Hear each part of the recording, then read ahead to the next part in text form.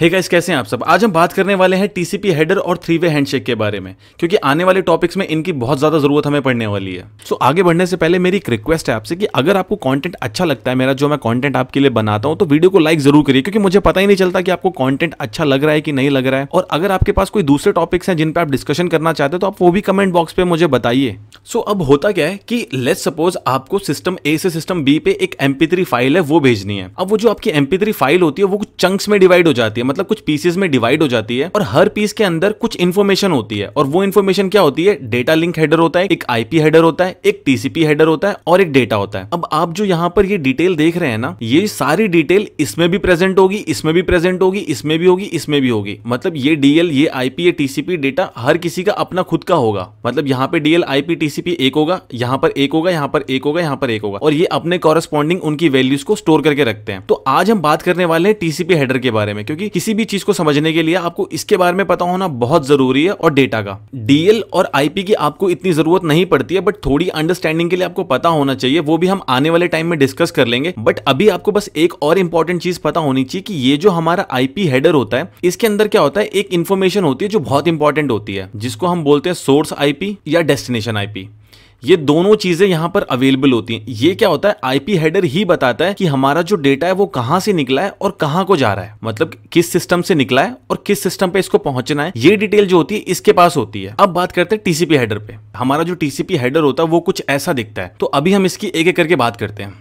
अब सबसे पहले क्या है, आप यहां पर देखेंगे सोर्स पोर्ट है और एक डेस्टिनेशन पोर्ट है। अब आप किसी भी सिस्टम से अगर कनेक्ट होना चाहते हैं, तो आपको क्या होता है कि वहां पर पोर्ट नंबर बताना होता है कि आप किस सर्विस से कनेक्ट होना चाहते हैं। आपका जो डेटा है आप वो किस सर्विस के पास देना चाहते हैं। IP तो आपने बता दिया, जैसा कि हमने पीछे देखा, बट आपको यह भी बताना होता है कि किस पोर्ट से आपको कनेक्ट होना है। सबसे पहले क्या होता है कि आप अपना पोर्ट बताते हैं कि किस पोर्ट से डेटा जनरेट हो रहा है, और उसके बाद डेस्टिनेशन पोर्ट में क्या होता है कि आप ये बताते हैं कि किस पोर्ट पे डेटा पहुंचाना है। जैसे कि सिस्टम A से सिस्टम B पे डेटा जा रहा है। अब B के पास तो बहुत सारी सर्विसेज चल रही है ना, तो आपको SSH के पास भेजना है, FTP के पास भेजना है, किसके पास भेजना है, उसका आपको पोर्ट बताना पड़ता है यहाँ पर। अगर आपको पोर्ट्स के बारे में बिल्कुल भी आइडिया नहीं है कि पोर्ट्स काम कैसे करते हैं, तो नीचे डिस्क्रिप्शन बॉक्स में मैंने वीडियो का लिंक डाल दिया है, जहां पे जाके आप समझ सकते हैं कि पोर्ट आखिर काम कैसे करते हैं।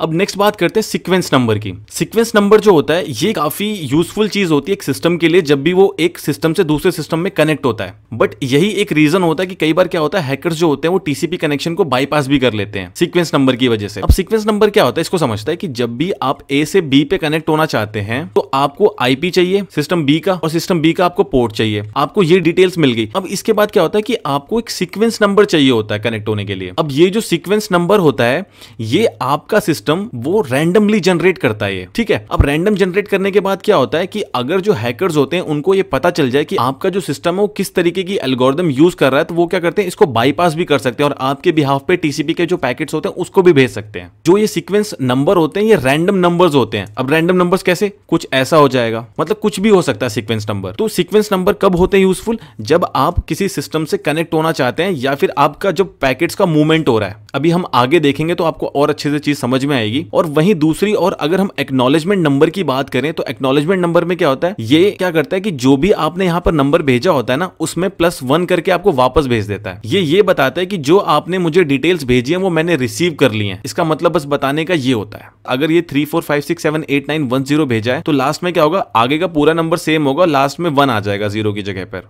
और ये आपको वापस भेज देगा। अब अगर इसको एक एग्जाम्पल से समझे, तो सिस्टम अगर आपका A है और आपको B से कनेक्ट होना है, आपका IP जो है वो 1 2 3 4 है और इसका जो IP है 5 6 7 8 है। आपका जो पोर्ट नंबर है वो ये है और आप इस पोर्ट से कनेक्ट होना चाहते हैं। तो अब आपके पास IP भी आ गया, आपके पास पोर्ट नंबर भी आ गया। अब जो आपका सिस्टम है वो एक सीक्वेंस नंबर जनरेट करेगा, और जो अभी हमने TCP हेडर देखा था सीक्वेंस नंबर वाली फील्ड, उसके अंदर जाके वो नंबर जो होगा वो डाल देगा। और नंबर डालने के बाद क्या होगा, वो पूरा पैकेट जो होगा B के पास जाएगा, और B क्या करेगा, जैसे उसको पैकेट रिसीव हो जाएगा वो उसके बाद उसको एक्नॉलेज करेगा। अब जैसा कि आप यहाँ पे देख सकते हैं, हमने ये नंबर भेजा था और उसने क्या करा, उसी में +1 करके हमें वापस भेज दिया है। ये जो होता है हमारा, इसको सीक्वेंस नंबर बोलते हैं, और ये जो होता है हमारा, इसको एक्नॉलेजमेंट नंबर बोलते हैं। तो अब बात करते हैं हम सिंक फ्लैग के बारे में और एक्नॉलेजमेंट फ्लैग के बारे में। सबसे पहले तो अपने पुराने एग्जाम्पल से समझते हैं। सबसे पहले हमने देखा कि जब भी हम कोई पैकेट भेजते हैं तो उसके साथ एक सीक्वेंस नंबर जो है वो जनरेट होता है, वो जाता है B के पास, और जैसे ही वो रिसीव कर लेता है तो उसमें +1 ऐड होके वही नंबर एक्नॉलेजमेंट नंबर बन के हमारे पास वापस आ जाता है। ठीक है, ये तो एक केस हो गया। अब दूसरा केस क्या होता है कि आपको A को B से कनेक्ट करना है। तो उस केस में क्या होता है, आपके पास IP भी है, आपके पास पोर्ट नंबर भी है, आईपी भी है, पोर्ट नंबर भी है जिससे कनेक्ट होना है। अब आपके सिस्टम ने क्या किया, एक सीक्वेंस नंबर जनरेट किया और उसको जनरेट करने के बाद उसने क्या किया, वो जो टीसीपी हेडर है वहां पे जाके इसको डाल दिया। अब इसके साथ साथ हमें एक चीज और चाहिए होती है जिसको हम बोलते हैं सिंक फ्लैग। अब ये जो सिंक फ्लैग होता है इसकी जो वैल्यू होती है या तो वो 0 होती है या फिर वो 1 होती है। अब हमें कनेक्ट होना है तो इसकी वैल्यू इस केस में 1 हो जाएगी। अब जैसे ही हम क्या करेंगे, सीक्वेंस नंबर भेजेंगे और सिंक फ्लैग 1 पे सेट करके भेजेंगे, तो जैसे ही बी के पास जाएगा पैकेट, इसको पता चल जाएगा कि हम इससे कनेक्ट होना चाहते हैं। तो उस केस में क्या होगा, सबसे पहले ये रिप्लाई करेगा हमारा जो हमने सीक्वेंस नंबर भेजा है एक्नॉलेजमेंट नंबर से +1 ऐड करके उसमें। उसके साथ साथ ही क्या करेगा, ये एक एक्नॉलेजमेंट फ्लैग होता है जो ये भेजता है किसके रिप्लाई में, सिंक के रिप्लाई में। जो एक्नॉलेजमेंट हमारा फ्लैग होता है उसकी जो वैल्यू होती है, उसकी वैल्यू या तो 0 होगी या फिर 1 होगी। अब ये हमें एक्नॉलेज कर रहा है क्योंकि इसको पैकेट रिसीव हो गया है, तो ये क्या करेगा, 1 भेजेगा। उसके बाद क्या करेगा कि ये भी तो कनेक्ट होगा ना, अब हम तो इससे कनेक्ट होना चाहते हैं। अब ये बोल रहा है कि ठीक है मैं कनेक्ट होने के लिए रेडी हूं, बट ये भी उसके साथ साथ कनेक्ट होना चाहेगा, तो ये क्या करेगा, उसके साथ साथ एक सिंक पैकेट अपना भी भेजेगा क्योंकि ये भी कनेक्ट होगा, और उस सिंक की पैकेट ये 1 रखेगा क्योंकि ये भी कनेक्ट होना चाहता है। अब क्या होता है, जब एसीके और सिंक हमारे पास आएगा तो अब हम क्या करेंगे, ये जो सिंक पैकेट होता है हमारा, अब हम इसका रिप्लाई करेंगे किसके साथ, एक्नॉलेजमेंट के साथ। तो हम क्या करेंगे, यहां पर इसकी वैल्यू को 1 सेट कर देंगे क्योंकि हम भी कनेक्ट होना चाहते हैं, और दूसरी चीज हम इसको एक्नॉलेजमेंट कर रहे हैं कि ठीक है जो आपने सिंक पैकेट भेजा था वो मुझे रिसीव हो गया है। अब ये जो सिंक पैकेट यहाँ पे भेजता है ना, उसके साथ ये भी इसका जो ऑपरेटिंग सिस्टम होता है एक रैंडम नंबर जनरेट करता है, जो कि हम अपने एग्जांपल में मान लेते हैं 1 2 3 4 5 होता है। तो यहां पर जब हमारे सिस्टम के पास ये जो पैकेट पहुंचेंगे दोनों, ये तो हमारे वाले का रिप्लाई हो गया। अब ये जो सिंक वाला जो उसने भेजा है ये तो उसके सिस्टम ने जनरेट किया है ना, जिसका नंबर है 1 2 3 4 5। अब जब हमारे पास आएगा तो हम इसके रिप्लाई में क्या करेंगे, 1 2 3 4 5 6 भेजेंगे, प्लस ये जो हमारा एक्नॉलेजमेंट फ्लैग होता है इसको 1 सेट करके हम भेज देंगे। इसी प्रोसेस को ही हम 3 वे हैंडशेक बोलते हैं टीसीपी का। ये वाला जो होता है हमारा, जिसमें हम सिंक और सीक्वेंस नंबर भेजते हैं, ये वाला हमारा 1 स्टेप होता है, और जहां पे सिस्टम हमें एक्नॉलेजमेंट और सिंक के साथ रिप्लाई करता है, इसी को हम बोलते हैं सेकंड स्टेप। और जब हम उसके सिंक का रिप्लाई करते हैं लास्ट में एक्नॉलेजमेंट के साथ, तो ये हमारा तीसरा स्टेप होता है। तो इसी को ओवरऑल क्या होता है, हम बोलते हैं टीसीपी का 3 वे हैंडशेक। सो ये कुछ पैकेट्स हैं जो मैंने कैप्चर किए हैं वायरशार्क को यूज करके। तो यहाँ पे जैसा कि आप देख सकते हैं हमारा सोर्स आईपी एड्रेस आ रहा है, और यहाँ पे डेस्टिनेशन आईपी एड्रेस आ रहा है, और सोर्स पोर्ट आ रहा है, और डेस्टिनेशन पोर्ट आ रहा है यहाँ पर। अब हम देखते हैं यहाँ पे टीसीपी हैंडशेक हो कैसे रहा है। तो ये यहाँ पर हेडर्स आ रहे हैं, तो हम टीसीपी हेडर्स के बारे में बात कर रहे हैं, तो मैं इसको ओपन करता हूँ। अब आप देखिए यहाँ पे जो सिस्टम है उसने एक रैंडम नंबर जनरेट किया जो कि है 0 इस केस में हमारे, और यहाँ पे जो फ्लैग है जिसके बारे में हमने बात की थी वो देखिए 1 पे सेट है। तो इसने क्या करा, एक सीक्वेंस नंबर जनरेट किया और जो अपना सिंक फ्लैग है उसको 1 पे सेट किया और उसको भेज दिया, बता दिया कि मैं कनेक्ट होना चाहता हूँ। अभी जो हमारा सेकंड पैकेट है इसको देखते हैं। अब यहाँ पर आप देखेंगे कि मैंने पहले जो सीक्वेंस नंबर है वो 0 भेजा था, तो उसने क्या करा, 1 ऐड करके यहाँ पर भेज दिया, जो कि हो गया हमारा एक्नॉलेजमेंट नंबर। उसी के साथ साथ इस पैकेट ने क्या किया, अपना एक सीक्वेंस नंबर भेजा जनरेट करके, क्योंकि ये भी तो कनेक्ट होना चाहता है ना, हमने पढ़ा था इसके बारे में। तो इसने क्या किया, 0 जनरेट किया यहाँ पर। अब देखिए इसने जो हमने सिंक पैकेट भेजा था इसने उसको एक्नॉलेज किया और अपना 1 करके सेट करके भेज दिया। इसका मतलब इसको जो पहले वाला पैकेट है वो रिसीव हो चुका है, और इसने क्या है उसकी जगह पे 1 भेज दिया हमें। अब ये भी तो हमसे कनेक्ट होना चाहता है, तो इसने क्या करा, अपना भी सिंक जो फ्लैग होता है उसको 1 सेट करके हमें भेज दिया कि मैं भी कनेक्ट होना चाहता हूं। अब बात करते हैं तीसरे पैकेट के बारे में। तो अब ये हमारा जो है ये तीसरा पैकेट है। अब इसने क्या करा था, जो पहले सीक्वेंस नंबर है इसने जो जनरेट किया था वो 0 किया था। अब हम इसको एक्नॉलेज करेंगे, तो यहाँ पे आप देख सकते हैं हमने क्या करा, +1 करके उसको भेज दिया वापस, और हमने जो अपनी एक्नॉलेजमेंट बिट होती है उसको सेट कर दिया 1। तो जैसा कि आप यहाँ पे देख सकते हैं ऊपर के जो 3 पैकेट्स हैं ये क्या कर रहे हैं, टीसीपी का हैंडशेक कर रहे हैं, जो कि होता है 3 वे।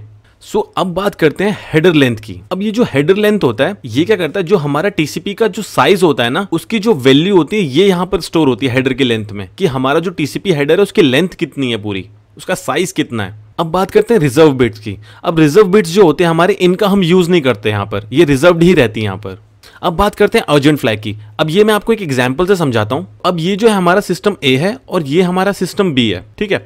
अब ये जो ब्लॉक्स देख रहे हैं यहाँ पर डेटा ट्रांसफर हो रहा है। अब ये जो 2 ब्लॉक है ये बी के पास तो रिसीव हो चुके हैं, वो प्रोसेस कर रहा है, और ये जो 3 ब्लॉक्स बचे हुए हैं इनको हम भेज रहे हैं और ये रास्ते में है। अब लेट्स सपोज ये वाला जो ब्लॉक है इसके अंदर जो डेटा है वो ये बता रहा है कि आपको जो कनेक्शन है उसको ब्रेक करना है, खत्म करना है कनेक्शन को। तो अब ये तो सीक्वेंस में ही जाएगा ना, सबसे पहले ये वाला डेटा जाएगा, फिर प्रोसेस होगा, ये वाला डेटा फिर प्रोसेस होगा, फिर ये लास्ट लास्ट में जाके कनेक्शन ब्रेक होगा। बट क्या हो कि आपको अर्जेंटली अभी के अभी कनेक्शन को ब्रेक करना है, तो उस केस में क्या होता है कि जो हमारा अर्जेंट फ्लैग होता है हम इसको 1 सेट कर देते हैं। इसकी भी वैल्यू 1 या 0 होती है, हम इसको 1 सेट कर देंगे तो ये जो डेटा होगा इसकी जो प्रायोरिटी होगी वो सेट हो जाएगी कि सबसे पहले हमें क्या करना है, इस वाले को एग्जीक्यूट करना है, इनको पहले रोकना है। तो सबसे पहले क्या होगा, ये यहां पे जाएगा और अगर कनेक्शन ब्रेक करने के लिए हमने बोला हुआ है तो जो हमारा कनेक्शन है वो वहीं पे ब्रेक कर देगा और ये जो पैकेट है हमारे ये रास्ते में रह जाएंगे, मतलब वहां पहुंचेंगे ही नहीं है। तो ये वाला जो यूसेज होता है ये हमारा अर्जेंट फ्लैग का होता है।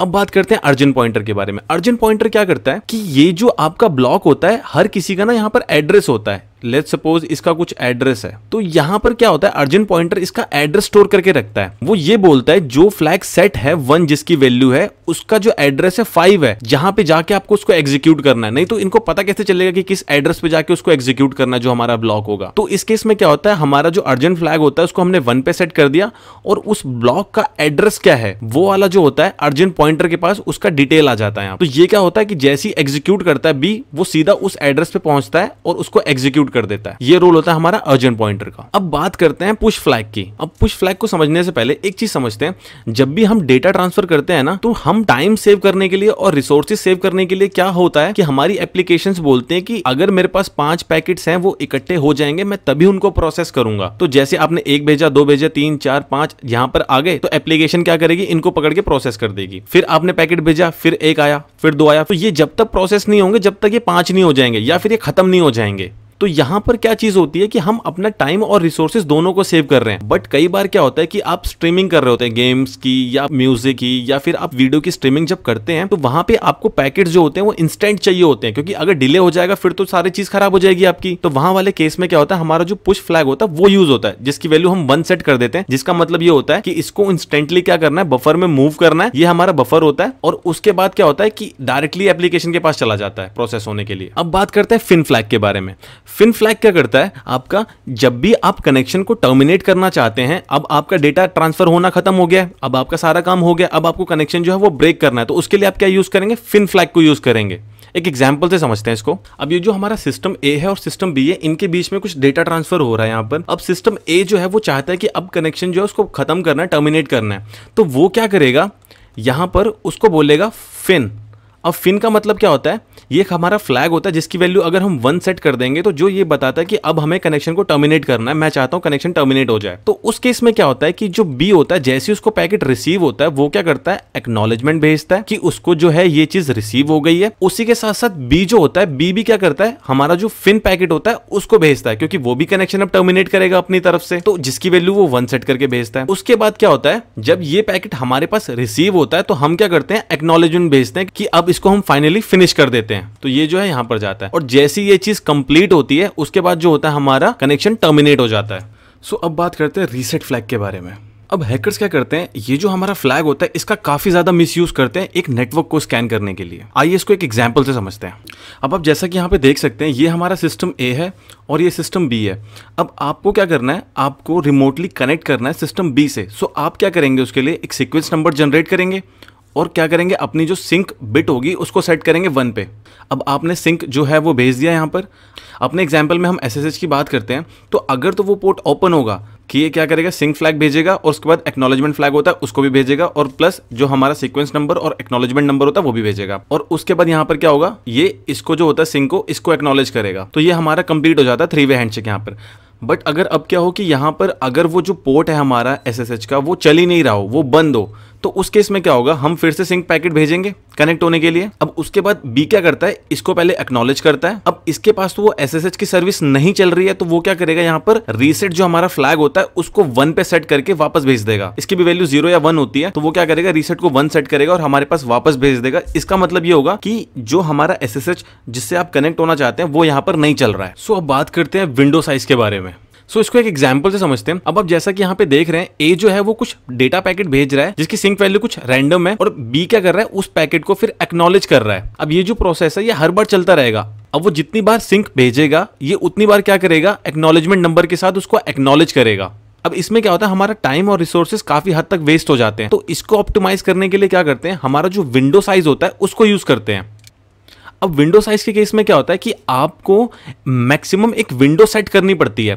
अब वो मैक्सिमम विंडो क्या हो सकती है, कुछ भी हो सकती है, 5, 10, 15, आपकी सिस्टम की जितनी कैपेसिटी होगी आप उसके हिसाब से विंडो का साइज जो होगा वो सेट करेंगे। तो विंडो का साइज ये बताता है कि आप क्या करेंगे, 5 पैकेट जब आपको रिसीव हो जाएंगे ना, उसके बाद आप एक्नॉलेजमेंट भेजेंगे कि ठीक है मुझे पैकेट जो है वो रिसीव हो गए।